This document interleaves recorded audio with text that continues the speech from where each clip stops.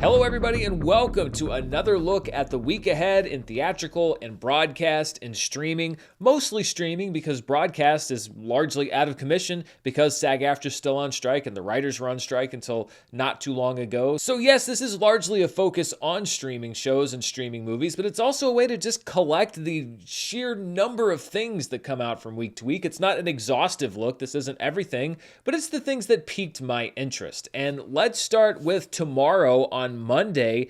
Hulu's doing this thing called Huluween, where they show not just older scary movies, but new ones as well. And there's one called The Mill that releases tomorrow, Monday, October 9th, starring Murrell, who wakes up in a room where he has to push a wheel for as long as he can, or he might be terminated for low production. This seems like sort of a Squid Game, Black Mirror type thing. Again, I don't know if it's going to be any good, but I love to give some scary, creepy movie recommendations in October because, this is the season for it. On Tuesday, October 10th, we have a couple of movies hitting premium video on demand and also available for purchase. One of them is Mission Impossible: Dead Reckoning Part 1. It was a disappointing summer box office for this film. Perhaps it can make some of that up with digital rentals and purchases. Also, It Lives Inside, which just came out a couple of weeks ago. So if you didn't see it in theaters, and let's be honest, you probably didn't, you can also see it this week. Streaming on Paramount Plus this Tuesday is a documentary called Painkiller: The Tylenol Murders. If you don't know about this, in the 1980s, there was a string of deaths that were related to cyanide-laced Tylenol capsules that were sold over the counter. Stuff was pulled off the shelves, basically an entire country's worth of Tylenol. It's a really fascinating story that I didn't really know that much about until just a few months ago when I was randomly just reading stuff on the internet. So if you want to know more about that story, you can check it out on Paramount Plus. Not to be confused, by the way, with the Netflix original series Painkiller, which just came out a few weeks ago. Since the streaming revolution began, it seems like every single show that was ever on the air has been on one of these streaming services at one time, but Hulu was actually able to land one of the great white whales, an iconic TV series that has never streamed before, and that is the 80s series Moonlighting, starring Bruce Willis and Sybil Shepherd. It has been kept off of streaming for years, reportedly due to things like music issues, which is a persistent problem with shows from the 80s, but if you liked Moonlighting when it was on the air, or if you just never got a chance to see it, all seasons will be streaming on Hulu this Tuesday. Also on Tuesday on Peacock, Lego Jurassic Park, a 22-minute special that is a retelling of the 1993 film, will debut, with Jeff Goldblum returning to voice Ian Malcolm. I like these Lego things. They're kind of cheeky, kind of fun. I don't know if this one will be as great as other Lego productions, but for me, the Lego theatrical movies, the Lego games, have always been a lot of fun, so I might give this a shot. Also, finally on Tuesday, if you didn't get a chance to see Renfield when it was in theaters earlier this year, it will be available on Amazon Prime Video. It has exited that Peacock exclusivity window and will now be on its second streaming service of the year, so you can check that out. There are some interesting documentaries that are premiering this Wednesday. The first is on Netflix, and it's called Big Vape: The Rise and Fall of Juul. Juul started out as an enemy of Big Tobacco, but soon became its ally and attracted government action for targeting its vape products towards children. This is from award-winning documentarian R.J. Cutler, so if you want to see that, it'll be on Netflix. And then there's a 6-part docuseries premiering this Wednesday on Apple TV Plus called Messi Meets America, about football superstar Lionel Messi's transition to soccer in the United States as a member of Inter Miami CF. This is truly a huge story if you're a football/soccer fan, so if you want to see the story of Lionel Messi in America, check out Apple TV. Finally, on Wednesday in theaters is a 25th anniversary re-release through Fathom Events of Rob Zombie's House of a Thousand Corpses. I have not actually seen this movie ever. I've been told that it's good. This is the second night that it'll be available. It's also actually playing tonight. So if you want to go see House of a Thousand Corpses, you can go see it tonight, or you can go see it on Wednesday. Premiering on Thursday on Max is the final season of Doom Patrol, the last 6 episodes of the 4th and final season. Doom Patrol has survived a lot. It began on the DC Universe streaming service. That's right, remember DC Universe? It has since navigated to HBO Max and then the changeover to Max. Brendan Fraser, who's one of the leads of the series, had a whole career resurgence and won a Best Actor Academy Award. And now, as Doom Patrol wraps up its run, the animated Harley Quinn remains as the only original DC Universe program left running. Also this Thursday, The Fall of the House of Usher debuts on Netflix. Honey, Wake Up, the new Mike Flanagan dropped. This is Mike Flanagan's 5th Netflix series, and it is loosely based on the Edgar Allan Poe story, with dark consequences visiting the House of Usher, which in this telling is a family built from pharmaceutical wealth. I like Mike Flanagan's movies a lot, but for some reason I have never watched one of his Netflix series. I should probably watch all of them. Maybe I'll start with this one. Maybe I'll go all the way back a few years. But if you like those Mike Flanagan Netflix series, 'tis the season because a new one is coming out on Netflix. Finally, this Thursday, warm up those scrambled eggs and toss that salad. Oh, that doesn't sound right. Because Kelsey Grammer's 3rd series as Frasier Crane is coming to Paramount Plus. It is also called Frasier. It's a revival of the 90s sitcom, which sees the therapist moving back to Boston to be closer to his son. While Grammer is the only returning regular from the NBC spinoff, I'm sure it will be full of callbacks to both Cheers and Frasier. Unfortunately, fans of Niles may have to wait for season 2. There's no reported appearance from David Hyde Pierce. Perhaps some other regulars, though, may pop in. If you listen very closely, that rumbling you hear is the Taylor Swift juggernaut heading toward a theater near you, because this Friday, October 13th, Taylor Swift's The Eras Tour arrives in theaters around the world. The box office juggernaut that no one saw coming because it wasn't announced until a few weeks ago. Swift's billion-dollar grossing tour heads to theaters with a concert compiled from her August shows in Los Angeles. This could well debut to over $100 million domestically. It will almost surely debut to over $100 million worldwide, and it may throw open the doors to a new kind of theatrical event. So many movies had to scramble and get out of the way. The Exorcist Believer jumped ship, and it opened a week earlier. I will be going, by the way, to see the Taylor Swift Eras Tour, and so many people have said, hey, Dan, you're really going to hate this because the theatrical experience is going to be really loud. A lot of people are going to be singing and stuff. I get it. Yeah, it's a concert movie. I don't expect people to sit there like it's The Godfather. I love experiencing different kinds of things in a theater.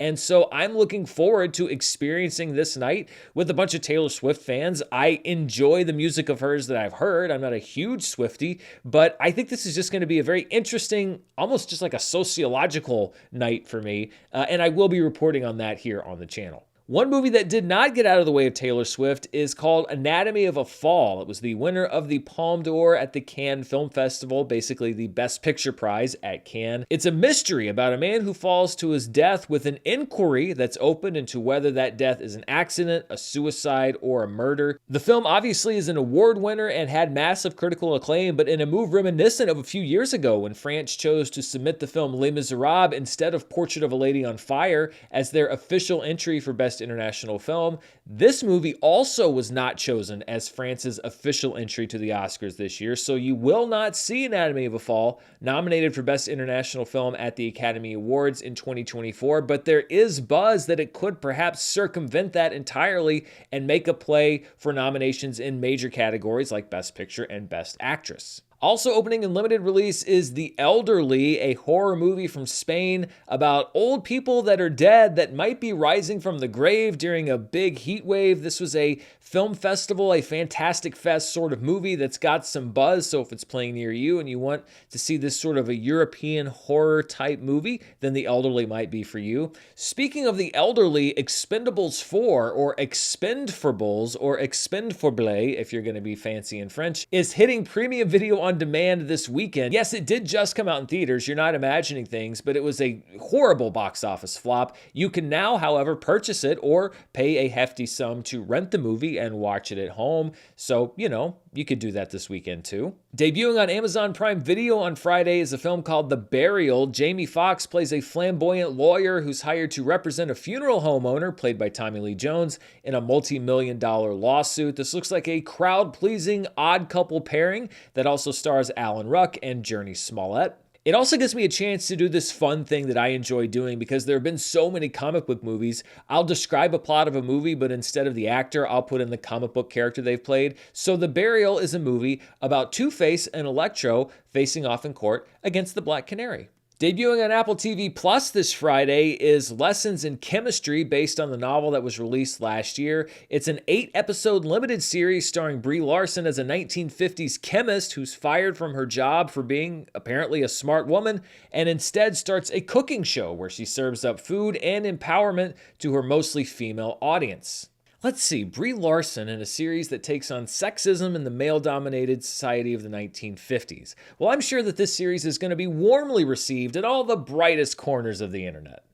As you might expect, because this is Friday the 13th coming up and we're in October, there are a number of horror options that are also available this weekend. The first is Creepshow, the 4th season of Shudder's horror anthology series spun off from the movie of the same name from Walking Dead creative and effects guru Greg Nicotero. Also on Disney Plus and Hulu is the new series Goosebumps, featuring Justin Long, who moves to a town and takes up residence in the local haunted house. A group of teenagers has to unravel a mystery of decades-old murder and possession in order to, I assume, save the whole town or whatever. The first 5 episodes premiere this week, with the remaining 5 episodes dropping weekly thereafter.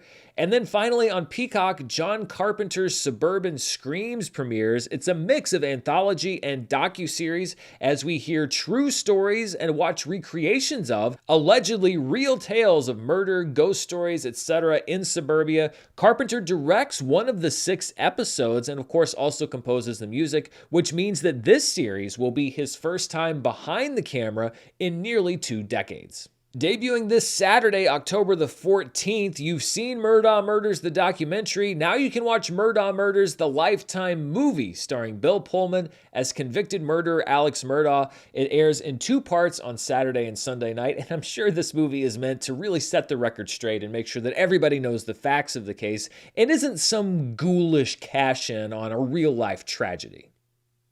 And finally, on Sunday on Adult Swim, Rick and Morty returns for its 7th season and its first season without original creator and voice of both Rick and Morty, Justin Roiland. The replacements have yet to be identified, but I watched the trailer and they sound reasonably close to the original voices. I honestly fell off the Rick and Morty train a few seasons ago, but I know there's still a large fan base, so we will see how they react to those changes. Once again, I'm sure that this season will be greeted warmly in all the brightest corners of the internet. Debuting on Hulu this Sunday, it feels like we have followed this movie through its entire life cycle. Slaughterhouse, which I think I featured on the very first Coming This Week episode when it was hitting theaters, then when it hit premium video on demand, will now be streaming. So if you didn't catch Slaughterhouse on any of those other platforms and you have Hulu, you can catch it on Sunday. It is a cheesy good time. And finally, this Sunday, The Hunger Games returns to theaters in a nationwide Fathom event. You can catch it Sunday and then also next week on the 18th. It also features an exclusive preview of the upcoming prequel movie.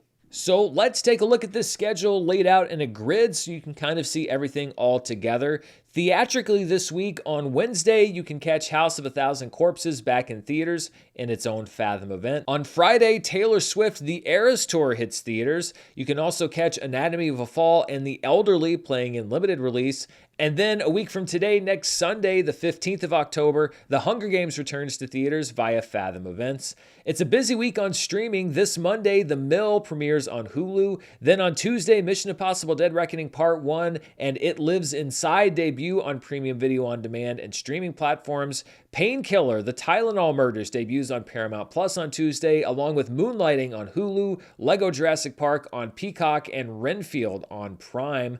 Then on Wednesday, 2 docuseries on streaming: Big Vape, The Rise and Fall of Jewel on Netflix, and Messi Meets America on Apple TV+.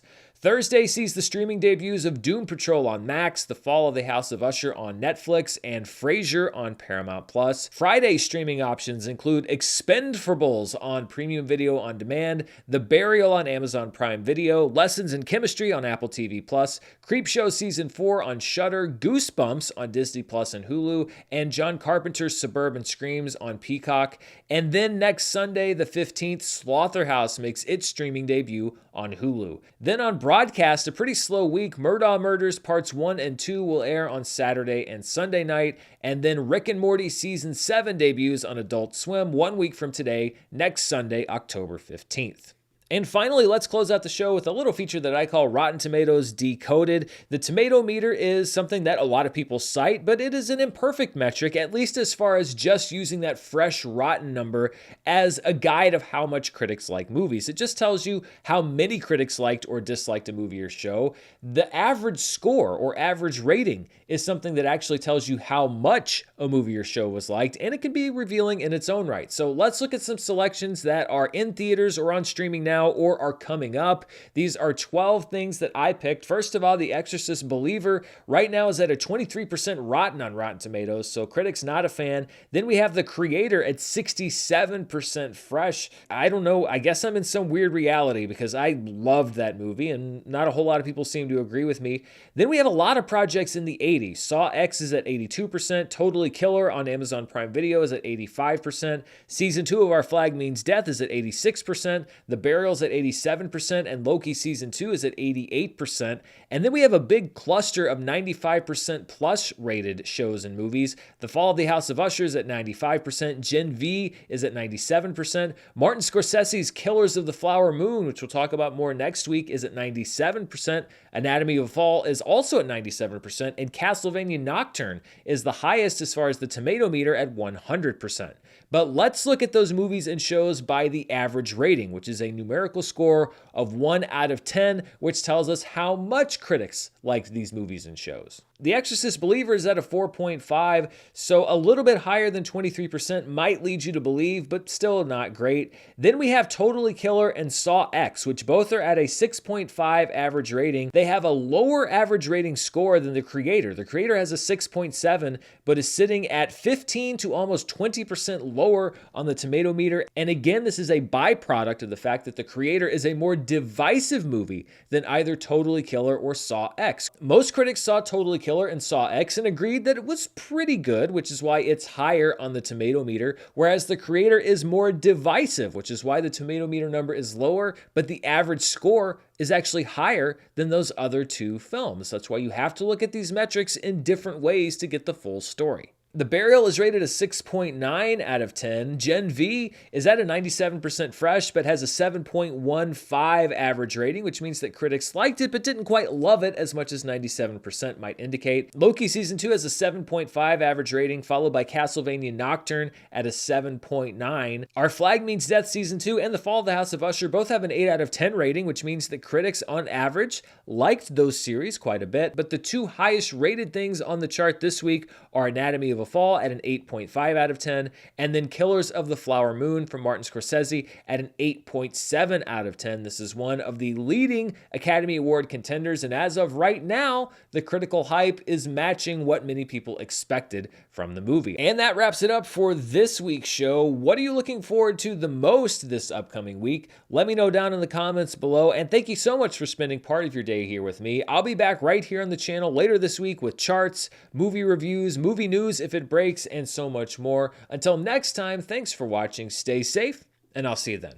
Bye.